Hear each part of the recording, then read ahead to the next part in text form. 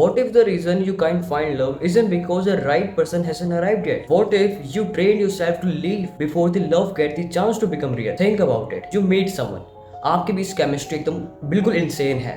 आप उनसे हर रोज रात को बातें कर रहे हो, हर 5 मिनट में अपना फोन चेक कर रहे हो एंड सब कुछ एक्साइटिंग फील हो रहा है। आप उनके बारे में सोचना बंद भी नहीं कर पा रहे। देन क्या होता है, कुछ महीने बीतते हैं, उनके मैसेज नॉर्मल लगने लगते हैं, फिर वो एक्साइटमेंट नॉर्मल लगने लगती है, आप उनमें फ्लोज देखने लगते हो, आप उनसे आर्ग्यूमेंट करने लगते हो एंड सडनली आपका ब्रेन कहने लगता है कि maybe they are not the one, so you leave.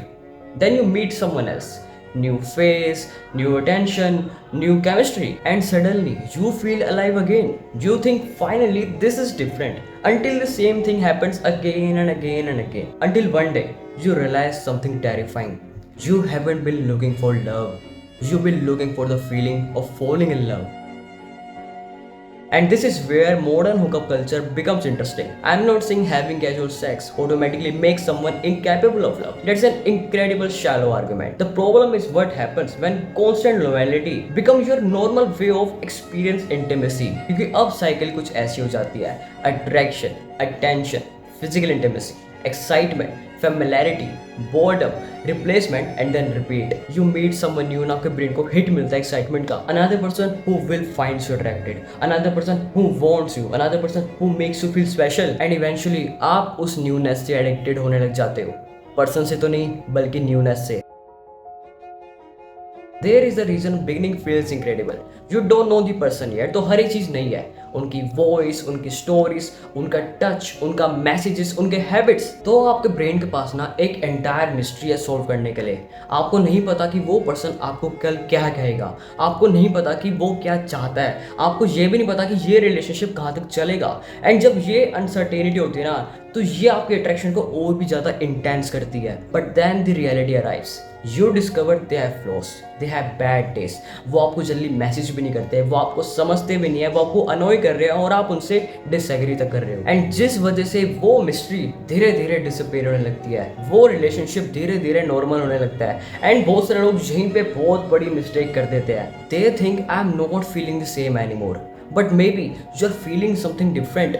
वो रिलेशनशिप को जान के बुरा नहीं हुआ है, एक्चुअल में वो रियल हुआ है. हर किसी को बिगिनिंग चाहिए प्यार की, लेकिन कोई भी उसकी बात नहीं कर रहा जो उसके बाद आता है. देखो बिगिनिंग ना एक्साइटिंग लगती है, लेकिन उसकी जो डेथ होती है ना वो बहुत ज्यादा क्वाइट होती है. रियल इंटीमेसी तब बिल्ड होती है जब कोई आपसे फैमिलियर हो जाए. When you know their fears, their insecurities, their bad habits, their dreams, their childhood, वो कैसे बिहेव करते हैं जब वो गुस्सा होते हैं, वो कैसे बिहेव करते हैं जब वो डर जाते हैं, वो कैसे आपको ट्रीट करते हैं जब कोई चीज़ अच्छी ना चल रही हो. एंड ये चीज़ आपको कोई एक डेट में नहीं पता चल जाती, ये आपको टाइम के थ्रू अर्न करनी पड़ती है. And that's why deep love can't be rushed. You can't download 10 years of emotional history in 3 weeks. You have to live it, you have to experience things together, you have to fight, you have to repair, you have to forgive, you have to understand, you have to grow. And धीरे धीरे a stranger becomes someone who knows you better than almost anyone. And यही depth होती है. But if you leave every time the excitement decreases, तो आप कभी भी वहां तक रीच नहीं कर पाओगे, आप हमेशा स्टार्ट करते रह जाओगे. एंड मॉडर्न डेटिंग ने ना इसको और भी ज़्यादा ईजियर बना दिया है. आपका फ़ोन ना आपको hundreds of potential partner show कर सकता है, तो आपको लोनलीनेस के साथ बैठने की ज़रूरत ही नहीं है, आपको अप्रोच करने की ज़रूरत ही नहीं है, आपको वेट करने की ज़रूरत ही नहीं है. Because there always another profile, another message, another person. And ये सारी चीज़ें ना एक डेंजरस थॉट क्रिएट करती है कि if this relation is in perfect, so why should I stay?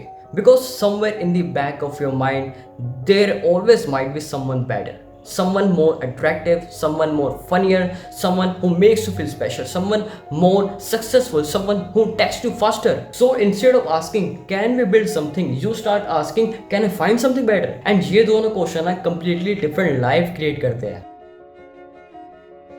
यहाँ पे ना एक और प्रॉब्लम आती है. आप अपने पार्टनर को किसी और स्ट्रेंजर से कंपेयर करने लग जाते हो. आपको अपने पार्टनर्स के फ्लॉज पता है, लेकिन आपको उस स्ट्रेंजर की सिर्फ हाईलाइटेड रील पता है. आपके पार्टनर की कुछ अनोइंग हैबिट्स है, लेकिन वो स्ट्रेंजर तो इंस्टाग्राम पे बिल्कुल परफेक्ट दिखता है. आपका पार्टनर आपकी कुछ बातों से डिसएग्री करता है, लेकिन वो स्ट्रेंजर तो आपको फ्लर्टी मैसेज भेजता है, आपकी बातों पे एग्री करता है. तो आपको ब्रेन कहता है कि क्या पता मैंने किसी गलत पर्सन को चूज कर लिया हो. पर आप किसी की पूरी मूवी किसी के ट्रेलर से कंपेयर करने लग रहे हो। एंड ऑफ कोर्स ट्रेलर तो अच्छा लगेगा क्योंकि उसमें बोरिंग पार्ट्स नहीं है, उसमें आर्ग्यूमेंट्स नहीं है, उसमें इनसिक्योरिटीज नहीं है, अभी उसमें बैड हैबिट्स भी नहीं है, और ना ही आपने अभी उसमें रियलिटी देखी, आपने देखी तो बस possibility. But there is something even deeper. Sometimes you don't actually want the person. You want their attention just to you. You want to feel attractive, chosen, wanted, important. You want someone to wake up and think about you.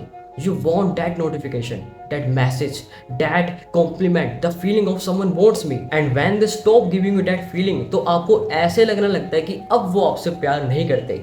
But maybe you just stop receiving validation from them, क्योंकि अगर आप validation को लेके addicted हो गए ना, you will constantly need another person to remind you that you are enough. And कोई relationship ये परमानेंटली फिक्स नहीं कर सकता, बिकॉज इवेंचुअली वो टेंशन आपके लिए बहुत ज़्यादा नॉर्मल हो जाती है, जिस वजह से आपको एक अनदर पर्सन चाहिए होता है, वो दोबारा से वो बिगनिंग चाहिए होती है, वो दोबारा से चेज चाहिए होता है, वो दोबारा से यहाँ पे हिट चाहिए होता है। This is where you need to understand something.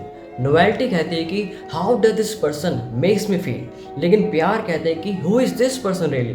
Novelty को एक्साइटमेंट चाहिए लेकिन प्यार को अंडरस्टैंडिंग। नोवेल्टी को परफेक्ट मोमेंट चाहिए लेकिन प्यार उन इनपरफेक्ट मोमेंट को सर्वाइव करता है। नोवेल्टी तब डिसअपेयर हो जाती है जब कोई चीज़ फैमिलियर हो जाती है, लेकिन प्यार तब ज़्यादा डीपर बनता है जब कोई चीज़ फैमिलियर हो जाती है। That's why real love isn't just about finding someone who gives you butterfly. It's about finding someone you can build trust with, someone you can communicate with, someone you can grow beside, someone you can be completely yourself around. हर एक exciting mysterious person familiar बन जाता है, हर एक exciting conversation normal हो जाती है, हर एक honeymoon period खत्म हो जाता है। एंड ये कोई फेलियर नहीं है, that's the beginning of the real relationship. And I want you to make this clear कि रुकना हमेशा प्यार नहीं होता।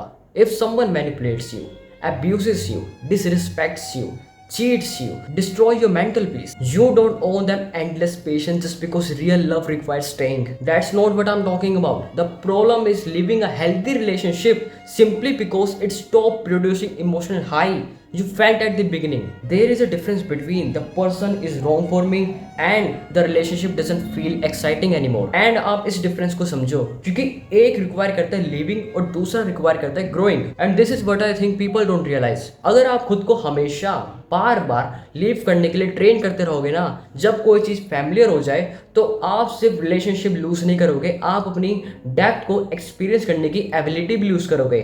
आप बिगिनिंग में तो अच्छे हो जाओगे लेकिन आप बिल्ड करने में टेरिबल हो जाओगे। तुम्हें फ्लर्ट करना आता होगा, तुम्हें अट्रैक्ट करना आता होगा, तुम्हें चेस करना आता होगा, तुम्हें केमिस्ट्री बनाना आता होगा, लेकिन तुम्हें उस चीज़ को रिपेयर करना नहीं आता होगा, तुम्हें कॉम्प्रोमाइज करना नहीं आता होगा, तुम्हें कम्युनिकेट करना नहीं आता होगा, तुम्हें इमोशनली प्रेजेंट रहना नहीं आता होगा, तुम्हें ये नहीं आता होगा कि भाई उस पर्सन को प्यार कैसे करे when they are no longer a fantasy. And ये एक डेंजरस स्किल गैप है, because you can handle hundreds of romantic experience but still feel lonely. खुद से अनकंफर्टेबल क्वेश्चन पूछना स्टार्ट करो। When you lose interest in someone, ask do I actually dislike this person or have I simply become comfortable with them? When you want someone new, ask, do I genuinely want them or do I just want the excitement of someone new? When someone stops giving you attention, ask, do I miss them or do I miss being wanted by them? And when your relationship becomes boring, don't immediately panic. Ask, what can be built now that we couldn't build when everything was new? Because the goal isn't to keep your relationship exciting every second. The goal is to build something that remains meaningful even when nothing exciting is happening. May be modern hookup culture ने प्यार को destroy नहीं करा, उसने बल्कि replacement बहुत ज़्यादा easy कर दिया है। एंड जब रिप्लेसमेंट बहुत ज़्यादा ईजी हो जाती है ना, तो कमिटमेंट डिफिकल्ट लगने लगती है। आप खुद से पूछना ही बंद कर देते हो कि भाई how can I make this work, बल्कि तुम्हारे दिमाग में यही रहता है कि भाई who else is out there. Beginning एक अट्रैक्शन है, एक केमिस्ट्री है, एक क्यूरियोसिटी है, लेकिन प्यार इसके बाद आता है। प्यार तब स्टार्ट होता है जब कोई पर्सन मिस्टीरियस से हटकर फैमिलियर हो जाए एंड एक ह्यूमन बीइंग की तरह रहे, with flaws, with fears, with bad days, with annoying habits, with imperfection, and you finally have enough information to see them clearly and still choose them. So maybe you don't need another person. Maybe you need to stop running from the moment when relationship becomes real, because anyone can fall for someone when they are exciting. Anyone can desire someone when they are new. Anyone can say I want you, पर प्यार इससे harder question पूछता है. Now that I know you, will still I choose you? And if your answer is always to leave the moment the butterfly disappear, you might spend your entire life chasing people without ever getting close enough to truly know one. Don't spend your life collecting beginnings. Learn how to build something that survives them.